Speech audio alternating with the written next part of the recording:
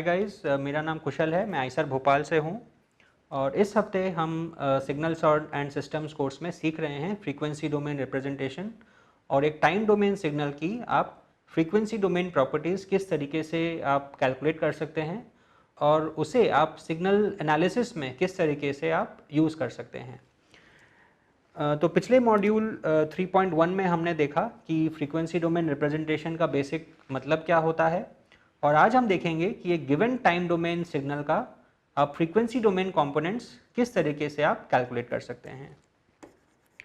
तो ये जो प्रोसेस होता है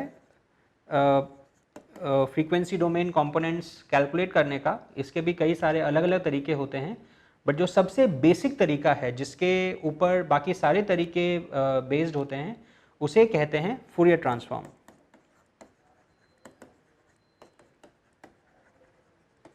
तो फूरियर उस साइंटिस्ट का नाम है जिसने ये टेक्निक निकाली थी, उन्हीं के नाम पे ये टेक्निक का नाम है।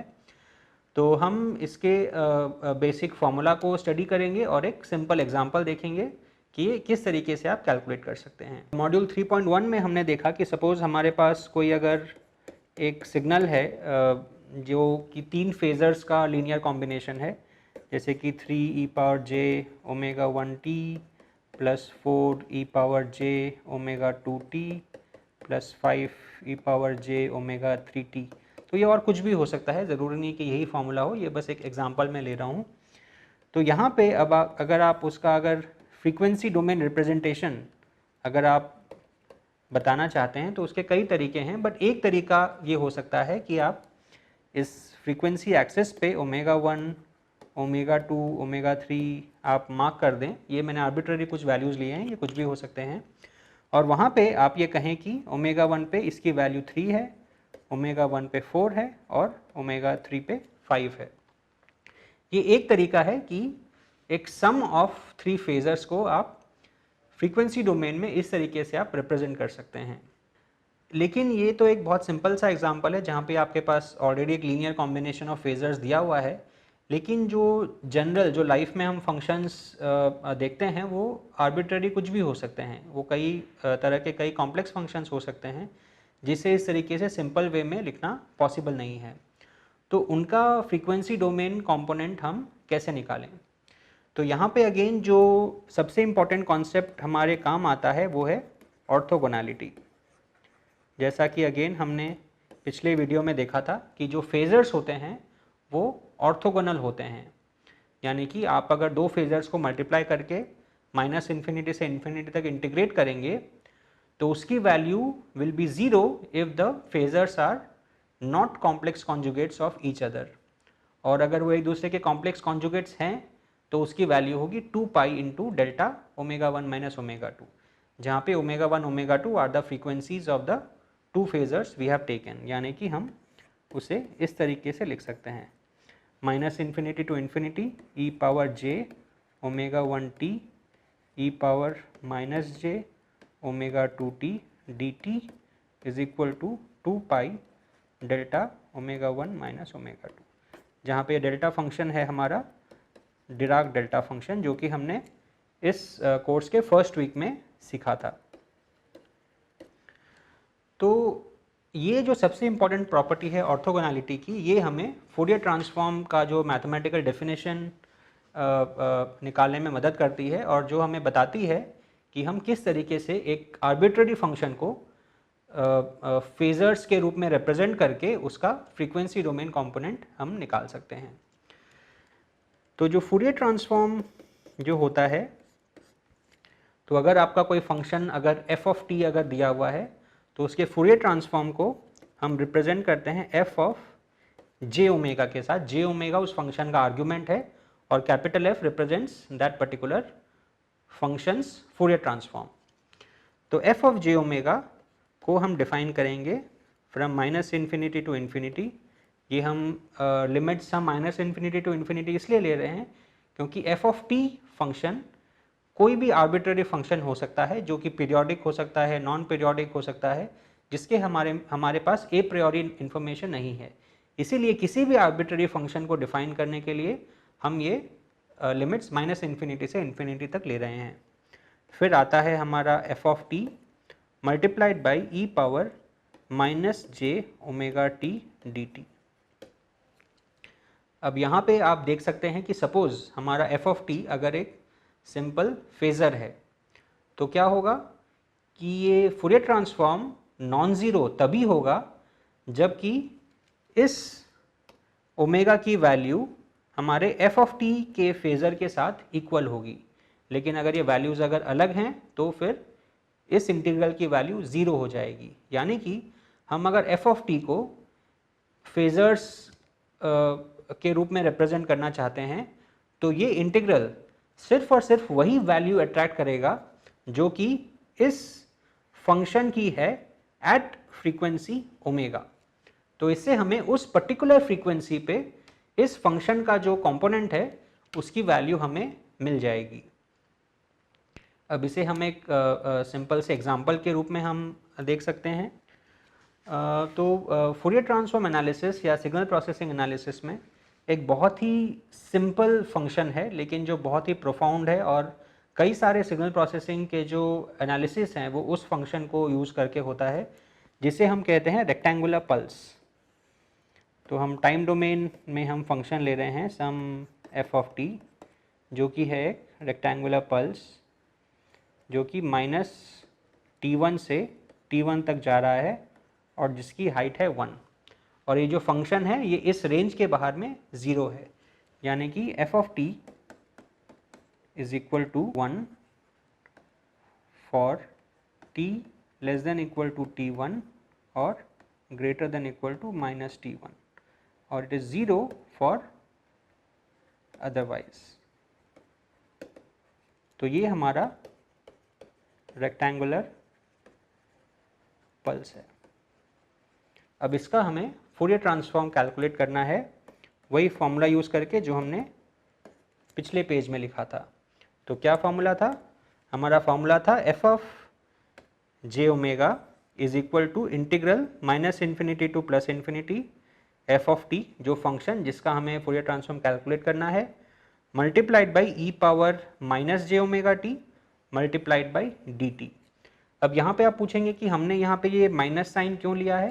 तो ये सिर्फ एक कन्वेंशन है। कुछ किताबें और कुछ वेबसाइट्स पे हो सकता है कि आपको यहाँ पे नेगेटिव साइन की जगह पॉजिटिव साइन मिले, तो उससे कोई खास फर्क नहीं पड़ता क्योंकि जो एनालिसिस है वो ऑलमोस्ट सेम रहती है, बस ये कन्वेंशन का मैटर है। और कुछ किताबों और वेबसाइट्स पे हो सकता है कि आपको इस इंटीग्रल के बाहर में कोई फैक्टर भी मिले, जैसे कि 1/2 पाई 1/√2 पाई, वो भी हो सकता है। अगेन उससे कोई खास फर्क नहीं पड़ता, वो सिर्फ एक कन्वेंशन है। आपकी जो फाइनल एनालिसिस है उस पर उसका कोई असर नहीं होगा। तो अब हम इस फॉर्मूले को यूज़ करके इस रेक्टेंगुलर पल्स का फूरियर ट्रांसफॉर्म कैलकुलेट करेंगे।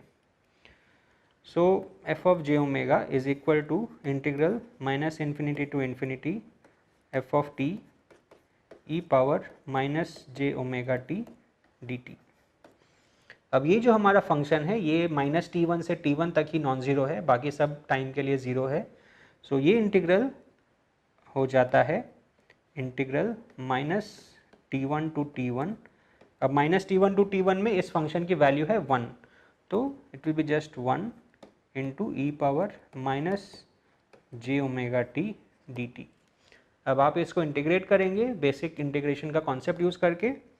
सो this will become equal to E power minus J omega t1 minus E power J omega t1 divided by minus J omega. अब हमें पता है कि जो साइन ऑफ ओमेगा t1 अगर हम लिखते हैं so that will be E power J omega t1 minus E power minus J omega t1 by 2j। यानी कि इस फंक्शन को हम साइनोसॉइडल फंक्शन को यूज़ करके एक कॉम्पैक्ट वे में रिप्रेजेंट कर सकते हैं। तो अगर हम वैसा करेंगे तो ये फंक्शन हमारा बन जाएगा 2 sine of omega t1 divided by omega, जहाँ पे जैसा कि मैंने बताया हमने साइन का फेज़र फॉर्म में रिप्रेजेंटेशन यूज़ किया है। अब इसको हम फर्दर सिंप्लीफाई कर सकते हैं। एक फंक्शन होता है सिंक फंक्शन जो कि सिग्नल प्रोसेसिंग में काफ़ी इस्तेमाल होता है। तो sinc of sinc of x is defined as sin of pi x by pi x। तो इस फंक्शन को यूज़ करके हम हमारा जो रिजल्ट है फूरियर ट्रांसफॉर्म का उसको हम लिख सकते हैं 2t1 sinc of omega t1 by pi।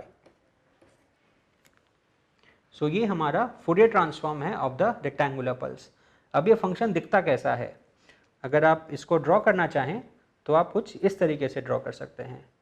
तो अभी अभी हमने देखा कि अगर हमारा सिग्नल f ऑफ t अगर है 1 for t going from -t1 to t1 and it is 0 otherwise, तो इस सिग्नल का फूरियर ट्रांसफॉर्म बन जाता है 2 sin of omega t1 by omega which is equal to 2t1 sinc of omega t1 by pi. तो इसको अब हम अगर ड्रॉ करना चाहें तो वो कुछ इस तरीके से दिखेगा। ये है हमारा ओमेगा एक्सिस और ये है हमारा function f of J omega. अब ये जो sine of omega t1 by omega है, यहाँ पे हम ओमेगा इक्वल टू 0 अगर सब्सटीट्यूट करते हैं तो ये 0 बाई 0 बन जाता है जिसकी कोई वैल्यू नहीं होती है। तो इसकी 0 पे वैल्यू निकालने के लिए हमें limit of omega tending to 0 लेना पड़ेगा, और जब हम वो लिमिट लेंगे तो हम पाएंगे कि इस फूरियर ट्रांसफॉर्म की वैल्यू एट 0 बन जाएगी 2t1। ये बहुत ही सिंपल लिमिट कैलकुलेशन है जो कि आप खुद ही कर सकते हैं। अब ये क्योंकि ये साइन फंक्शन है, अगर ये सपोज जो हमारा जो ओमेगा डिनोमिनेटर में है अगर वो सपोज नहीं होता तो ये हमारा साइन फंक्शन ऑसिलेटरी फंक्शन होता फ्रॉम -इन्फिनिटी टू +इन्फिनिटी। लेकिन क्योंकि नीचे ओमेगा है तो जैसे जैसे ओमेगा बढ़ता जाएगा वैसे वैसे हमारे फंक्शन का जो मैग्नीट्यूड है वो कम होता जाएगा क्योंकि डिनोमिनेटर की वैल्यू बढ़ती जा रही है। तो आप गेस कर सकते हैं कि जैसे जैसे ओमेगा बढ़ता जाएगा वैसे वैसे ऑसिलेशंस तो रहेंगे लेकिन उनका मैग्नीट्यूड कम होता जाएगा, यानी कि हमारा जो सिग्नल है वो कुछ इस तरीके से दिखेगा।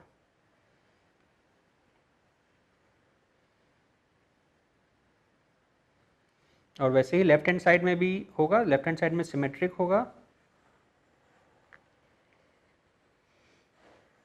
क्योंकि हम देख सकते हैं कि ये एक इवन फंक्शन है। f of J omega is equal to capital F of minus J omega. तो अब क्वेश्चन आता है कि जो जीरो क्रॉसिंग्स हो रहे हैं ये कहाँ पे हो रहे हैं। तो ये बहुत आसानी से आप पता कर सकते हैं कि जो जीरो क्रॉसिंग्स तब होंगे जब sine of omega t1 will be equal to 0। So zero crossings when sine of omega t1 is equal to 0। अब साइन ऑफ ओमेगा t1 0 कब होगा, जब ओमेगा t1 पाई का मल्टीपल होगा, यानी कि omega t1 is equal to n pi where n belongs to integer, यानी कि n कोई भी इंटीजर हो अगर ओमेगा t1 अगर n पाई है तो ये साइन का वैल्यू 0 होगा और ऑब्वियसली फिर capital F of J omega भी 0 होगा, यानी कि for omega is equal to n pi by t1। तो यानी कि ये जो जीरो क्रॉसिंग्स हैं ये हैं पाई by t1, 2 pi by t1, 3 pi by t1 and so on. और सिमिलरली लेफ्ट हैंड साइड में minus pi by t1, minus 2 pi by t1, minus 3 pi by t1 and so on. तो ये है हमारा sinc function. तो ये जो rectangular pulse और सिंक फंक्शन का जो कॉम्बिनेशन है ये हम आगे कई कॉन्सेप्ट्स में देखेंगे कि बहुत क्रूशियल रोल प्ले करता है और कई सारे सिग्नल प्रोसेसिंग के सिस्टम डिज़ाइन में ये काम आता है। हम अगर फिल्टर डिज़ाइन करना चाहें या किसी और तरह का सिस्टम डिज़ाइन करना चाहें तो रेक्टेंगुलर पल्स एक बेसिक बिल्डिंग ब्लॉक फॉर्म करता है जिसके बेसिस पे हम कई सारे कॉम्प्लेक्स सिस्टम्स फॉर्म कर सकते हैं। तो ये था basic introduction to Fourier transform. Just to remind you once again तो हमारा बेसिक काम जो है इस कॉन्सेप्ट में वो ये है कि हम किसी भी टाइम डोमेन सिग्नल को फ्रीक्वेंसी डोमेन में रिप्रेजेंट कर सकते हैं, और फ्रीक्वेंसी डोमेन में हम रिप्रेजेंट कर रहे हैं फेजर्स की मदद से। हम फेजर्स, ये जो हमारे e⁻j⁻ जो फेजर्स हैं, हम फेजर्स को इसलिए यूज़ कर रहे हैं क्योंकि फेजर्स एक दूसरे के साथ ऑर्थोगोनल हैं और ये फंक्शन का जो स्पेस है उसका ये बेसिस फॉर्म करते हैं। मैं इसके प्रूफ में नहीं जाऊंगा, बट आपके लिए कॉन्सेप्ट जानना काफ़ी है कि आपका अगर फंक्शन का स्पेस है, कोई भी टाइम डोमेन फंक्शन है, तो उसे आप इन फेजर्स के रूप में आप रिप्रेजेंट कर सकते हैं बहुत आसानी से इस सिंपल फूरियर ट्रांसफॉर्म के फॉर्मूले को यूज़ करके। और इसमें सबसे अच्छी बात यह है कि आपका अगर कोई टाइम डोमेन सिग्नल दिया हुआ है तो आप उसका फ्रीक्वेंसी डोमेन रिप्रेजेंटेशन निकाल सकते हैं इस फॉर्मूले को यूज़ करके। और ऐसे ही एक फॉर्मूले को यूज़ करके, जो कि हम बाद में सीखेंगे, अगर आपके पास अगर फ्रीक्वेंसी डोमेन रिप्रेजेंटेशन अगर दिया हुआ है तो आप उसका टाइम डोमेन रिप्रेजेंटेशन भी बहुत आसानी से निकाल सकते हैं। तो ये है एक बहुत सिंपल कॉन्सेप्ट लेकिन बहुत पावरफुल कॉन्सेप्ट, जिसको यूज़ करके आप कई सारे सिस्टम्स और सिग्नल्स के प्रॉपर्टीज़ को स्टडी कर सकते हैं। तो आगे के मॉड्यूल्स में हम इनके कुछ एग्जांपल्स देखेंगे और इनके कुछ प्रॉपर्टीज़ के बारे में देखेंगे, जिससे आपको ये कॉन्सेप्ट और क्लियर हो जाएगा। Thank you.